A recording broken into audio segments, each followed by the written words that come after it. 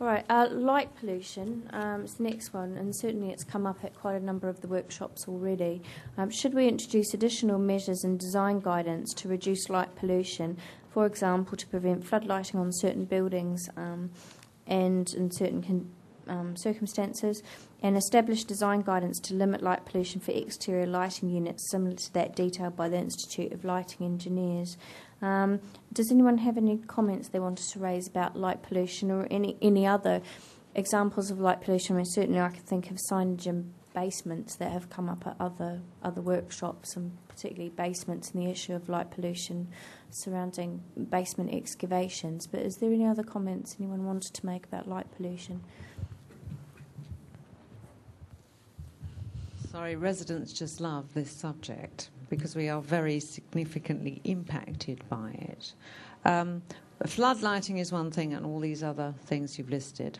What we want fundamentally is where big footplates, office developments, of which the council has given a lot of consent to, are going to have working regimes which take the office down into the evening hours and night hours, and many of them do. We need tighter controls on the kind of internal lighting regime they're operating. Yeah.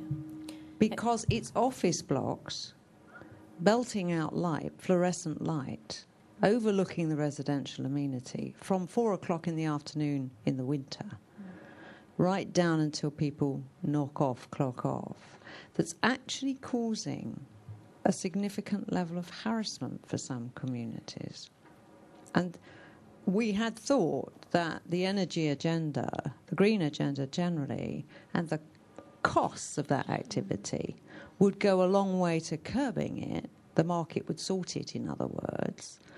But it's not getting there very fast. So a bit more thought, and whatever you can do to get that further ahead, I think is very important. Have you noticed in relation to new office developments coming forward whether you've noticed any improvement in them having, that they go on to low lighting in the evenings? Well, after a lot of nagging, we've got Cardinal Place to tone it down, because that's quite clearly the most appalling example we've had.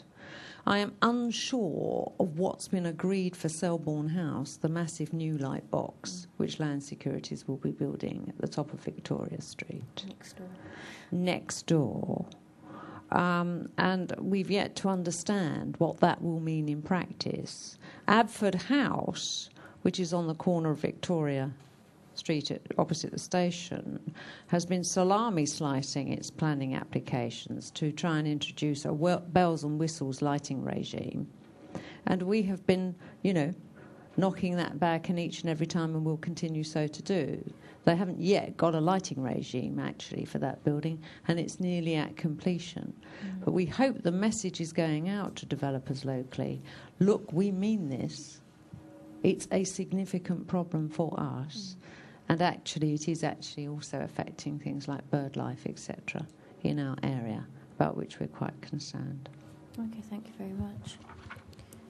I wish there were more developers here tonight to hear what it is, residents really get upset about. Right, Councillor at the